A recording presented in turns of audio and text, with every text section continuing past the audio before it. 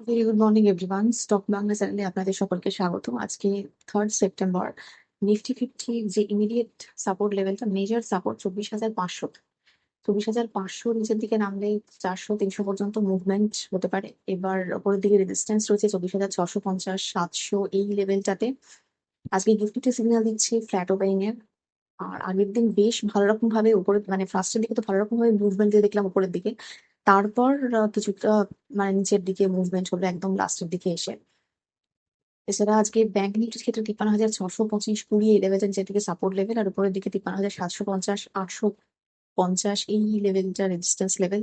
সেন্সেক্স এর ক্ষেত্রে 80,128-30 এই লেভেলটা সাপোর্ট লেভেল, আর উপরের দিকে 80,340, 450 রেজিস্ট্যান্স লেভেল হিসেবে কাজ করছে। এছাড়া গ্লোবাল মার্কেট দেখলেও আমরা দেখবো যে ভালো রকম ডাউ জোন্স, S&P 500, ন্যাসড্যাক মোটামুটি ভালো রকম নেগেটিভে ক্লোজ দিয়েছে। আম, কালকে ট্রাম্প বলেছেন, মানে আবারও থ্রেট দিয়েছেন আগের কিছুবারের মতো, 200% ট্যারিফ নাকি ফার্মা, মানে যে ইম্পোর্টেড ড্রাগস সেগুলোর উপর চাপবে। তো এই জন্য একটা নেগেটিভ সেন্টিমেন্ট আমরা আমেরিকান মার্কেটে দেখতে পেলাম আগের দিন। আজকে দেখা যাক ইন্ডিয়ান মার্কেট কিরকম কি মুভমেন্ট দেয়। এছাড়া আমেরিকার ক্ষেত্রে আমরা 10 ইয়ার ট্রেজারি বন্ড ইল সেটাও দেখছি যে 4.28% বাড়ছে। 30 ইয়ার বন্ড ইল 4.97% বেড়েছে। তো এই ব্যাপারগুলো রয়েছে গ্লোবালি একটা।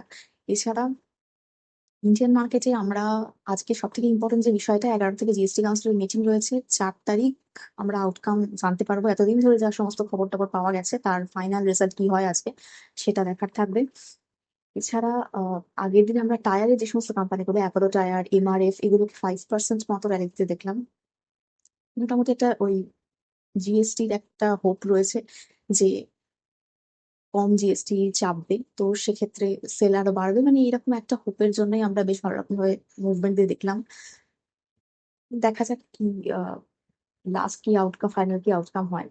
এছাড়া সুগারের যে সমস্ত কোম্পানিগুলো, কালকে ভিডিও শেষে একটা কেসের কথা বলছিলাম যে ওই ইথানল 20% ইউজ করার ক্ষেত্রে অনেকেই কমপ্লেন করছিল এই ব্যাপারটা নিয়ে, যে E20 পলিসি এই ব্যাপারটা নিয়ে। সেটা তো সুপ্রিম কোর্ট থেকে জানানো হয়েছে যে E20 পলিসি হবে এবং ইথানল ফ্রি কিছু হবে না।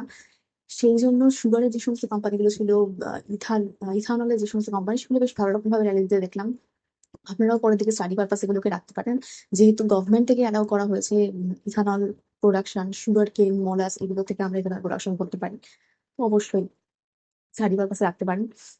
এছাড়া অশোক লেল্যান্ডের ক্ষেত্রে আমরা দেখছি যে ওরা চায়না অ্যাভিয়েশন লিথিয়াম ব্যাটারি যে কোম্পানি, তাদের সাথে আর কি প্যাক্ট করছে এবং কোম্পানিটার মানে ইনভেস্ট করবে তারা। ওই 5,000 কোটি টাকার একটা ইনভেস্টমেন্ট হবে 7 থেকে 10 বছরের মধ্যে। তো স্টাডি পারপাসে রাখতে পারেন আপনারা। এরকম ইনভেস্টমেন্ট হলে তো প্রফিটের একটা ব্যাপার থাকবে কোম্পানির ক্ষেত্রে, তো স্টাডি করতে পারেন। এছাড়া আমরা একটা 3টে মতো ছোট কোম্পানি যেগুলো, তাদের দেখছি যারা বড় কোম্পানি থেকে অর্ডার পেয়েছে, যেমন JSW স্টিলের কাছ থেকে অর্ডার পেয়েছে সারিকা এন্টারপ্রাইজ নামে একটা কোম্পানি আগের দিন, সেজন্য 20% আপার সার্কিট পড়েছিল কোম্পানিটাতে। এছাড়া আদানি এন্টারপ্রাইজের কাছ থেকে দেখছি যে সেলস স্টেক 555 কোটি টাকার একটা অর্ডার পেয়েছে। এছাড়া S&S পাওয়ার সুইচগিয়ার 9 কোটি টাকার একটা অর্ডার পেয়েছে গোদরেজ আর বয়েসের কাছ থেকে। তো বড় কোম্পানির কাছ থেকে অর্ডার পাচ্ছে, তো স্টাডি পারপাসে রাখতে পারেন, এই কোম্পানিগুলোকে ফোকাসে রাখতে পারেন। এছাড়া এনটিপিসির কাছ থেকে অর্ডার পেয়েছে রাইটস 25 কোটি টাকার, এটা দেখতে পেলাম। এছাড়া আমাদের ইন্ডিয়া ছেড়ে চলে গেছিল পিৎজা বিক্রি করতে পাপা জনস একটা কোম্পানি, তো তারা আবার ইন্ডিয়াতে ব্যাক করছে। 650টা পিৎজা স্টোর খোলার আর কি প্ল্যান রয়েছে 2035-এর মধ্যে। এছাড়া মানে ওরা প্রথম স্টার্ট করছে বেঙ্গালুরুতে আর কি, ফার্স্ট ওপেন হচ্ছে আউটলেট। তো এই খবরগুলো রয়েছে।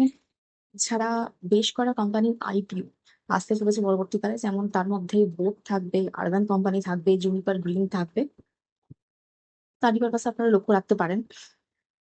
আর JSW সিমেন্টের ক্ষেত্রে আমরা যেটা Q1-এর রেজাল্ট দেখলাম, সেক্ষেত্রে আমরা দেখছি যে এক্সেপশনাল আইটেমের জন্য ওদের লসটা অনেকটা বেড়ে 1,356 কোটি টাকার লস হয়েছে। রেভিনিউ আপ রয়েছে 7.8%।